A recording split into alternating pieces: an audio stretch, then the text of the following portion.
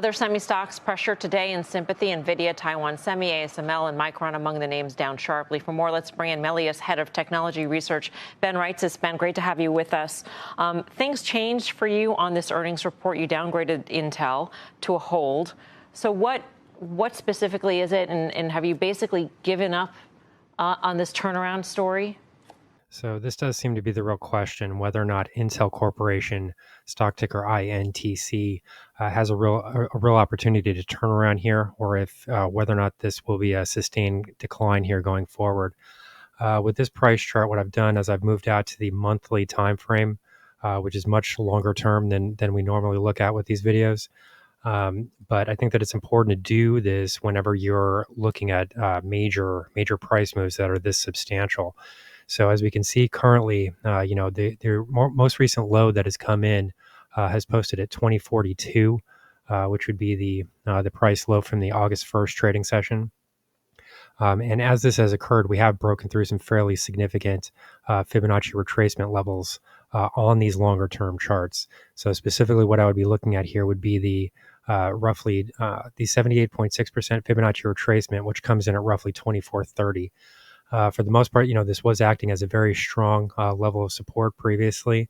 This was one of the basis arguments for buying the stock originally, because as we can see here, the stock did move substantially higher after testing this Fibonacci retracement level. So these ultimate price highs were the price highs that came in above $50 per share. So this did, previously look like a very strong recovery zone for the stock. However, there were some major developments that were released in this most recent earnings report. Many things that were completely surprising and took many investors off guard. So here we'll take a listen to some more of these issues, and then come back and finalize with some specific trading targets here going forward.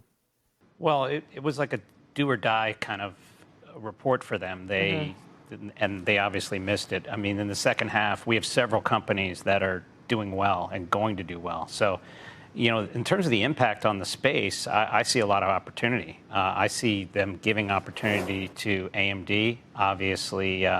And then if there's a sell-off in names like Broadcom and NVIDIA, I think you can take advantage of it. So I think there's a lot of Intel-specific stuff going on. And when you start talking about cutting dividends and, hey, we got the cash flow break even at best, and then they start guiding for an above-seasonal 4Q when you haven't hit a quarter in a while, it's tough. You got to step away. And it's settling out around book value, and then we'll have to see if they lose more money. So what he's talking about here is the expectation overall for Intel in the coming quarter.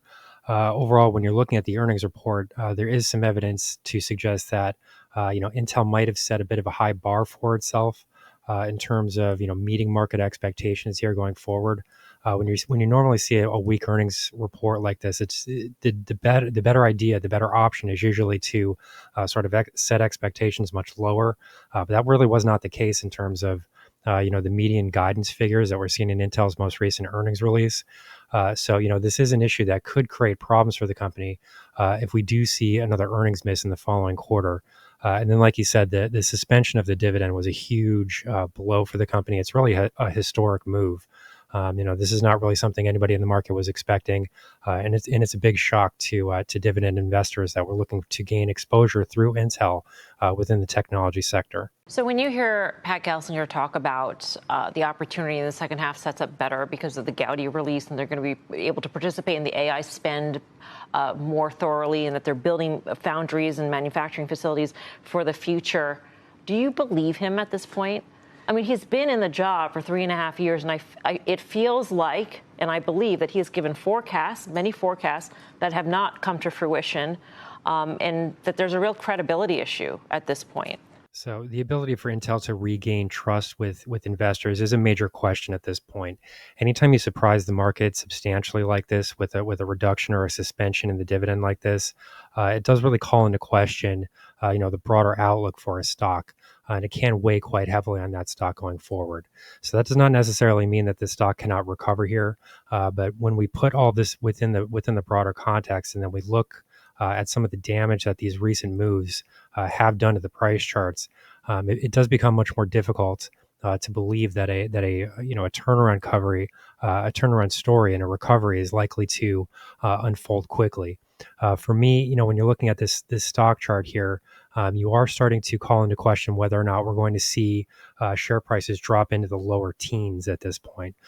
This is based on the fact that we have now broken through the 78.6% Fibonacci retracement, and there is this reduction in the incentive for investors to sort of hold on to the stock for extended periods of time. So here next, we'll hear some discussion about how some of the specific issues that are affecting the operational procedures within Intel itself.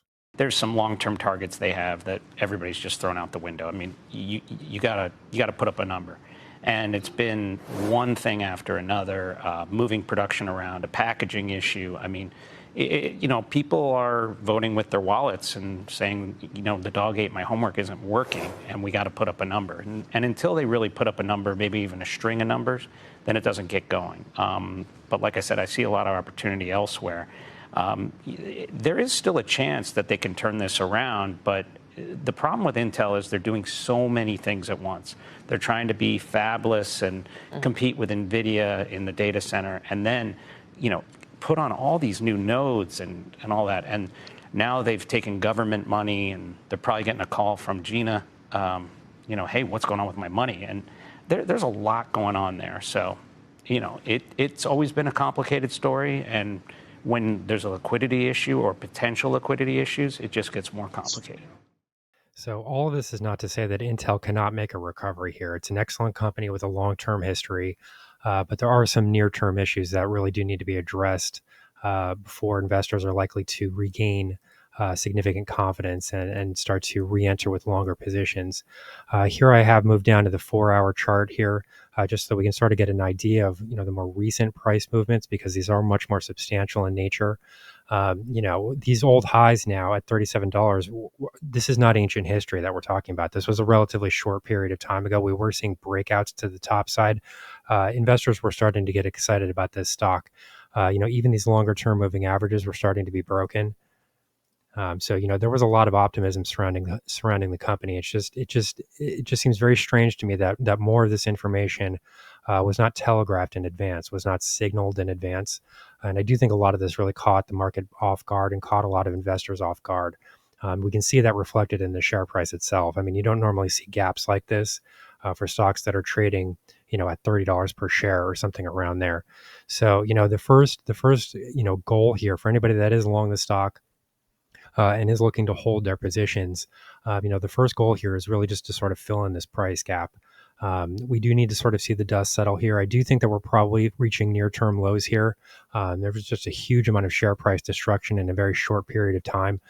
So the possibility of further declines here seems a bit exaggerated or a bit excessive. So I wouldn't really expect too much further downside here. But the next goal that investors need to be watching for is simply a retracement back toward the upper end of this price gap, which currently comes in at $28.90. So here's the current market update for Intel Corporation, stock ticker INTC. Our high value trading strategies membership is currently available for a limited time for only $9.99 per month. These high conviction investment strategies are characterized by superior risk to reward metrics that target massive market beating returns over time. Join now to outperform the market, lock in this special introductory rate of just $9.99 per month for the entire lifetime of your membership, and start trading stocks with the pros.